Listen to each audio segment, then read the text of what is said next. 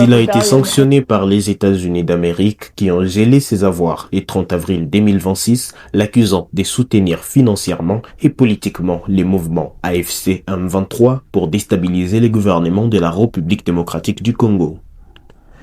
Pendant que du côté du pouvoir, ça crie à une victoire, l'histoire est loin d'être terminée.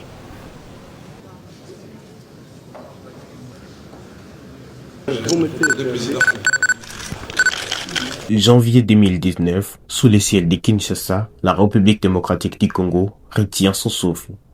Pour la première fois de son histoire, un président sortant cède les fauteuils à un opposant. Joseph Kabila Kabange, après 18 ans de règne sans partage, semble choisir la voie de la sagesse. Personne n'a vécu ça. C'est pour la première fois. Prestation de serment, remise de l'étendard. Tout ce que dit Félix, étendard remis par Joseph Kabila. Mais derrière ces accolades de la passation du pouvoir, une ombre plane déjà. Celle d'un accord secret et d'une influence que les Raïs n'est pas prêt à abandonner. Les mariages des raisons ne durent que 2 ans. En décembre 2020, Félix Tshisekedi brise les chaînes de la coalition. L'article 148 parle bien de dissolution de l'Assemblée nationale, mais dans des cas précis. Il y a des conditionnalités. Il faut qu'il y ait une crise persistante entre le gouvernement et la chambre basse du Parlement, ce qui pour l'heure n'est pas le cas puisque les programmes du gouvernement et le budget ont été votés au-delà de notre propre majorité parlementaire. Donc, Joseph Kabila se retire de ses terres à Kashamata.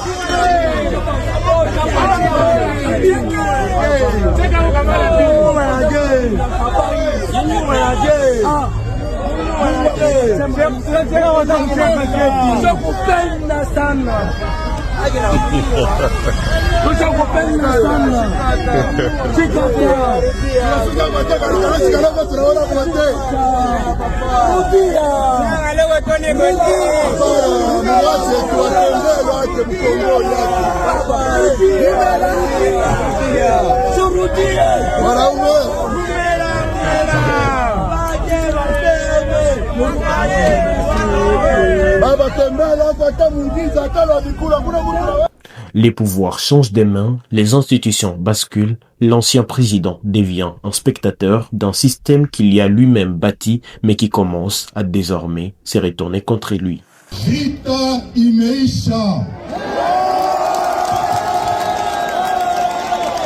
En 2023, les fracas des armes résonnent à nouveau à l'est de la République démocratique du Congo.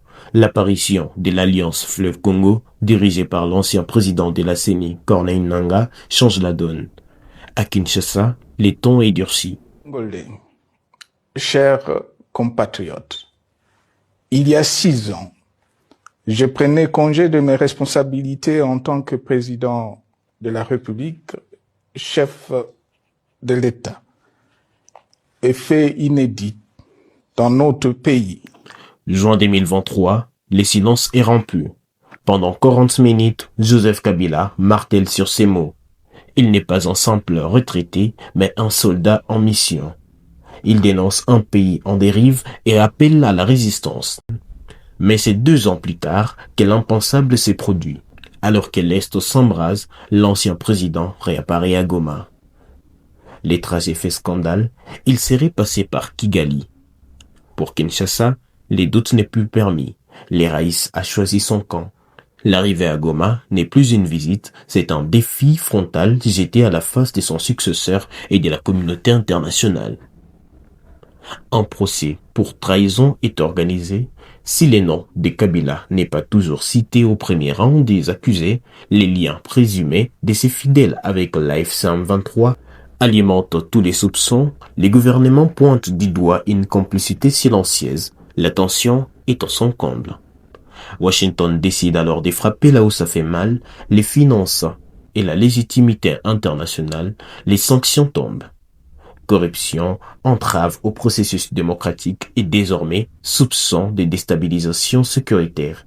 Les États-Unis placent l'entourage de Joseph Kabila et l'homme lui-même sous une surveillance étouffante. Pour les États-Unis d'Amérique, les messages éclairent, l'ère de l'impunité est révolue. Aujourd'hui, Joseph Kabila ne se contente plus de l'ombre de ses fermes.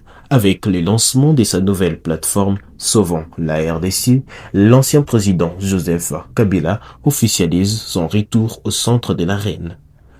Ce n'est plus seulement un parti, c'est un front qui se veut dernier rempart contre ce qui qualifie de dérives autoritaires. Entre ces rares sorties médiatiques et les poids étouffants des sanctions internationales, l'homme reste une énigme au cœur d'un échiquier dangereux. Simple retrait stratégique ou préparation d'un retour au premier plan, une chose est sûre, alors que les États-Unis d'Amérique maintiennent des retours, les destins du soldat du peuple continuent de diviser. Entre les suivis politiques et la menace des tribunaux, le chapitre final de l'histoire de Joseph Kabila est encore loin d'être écrit.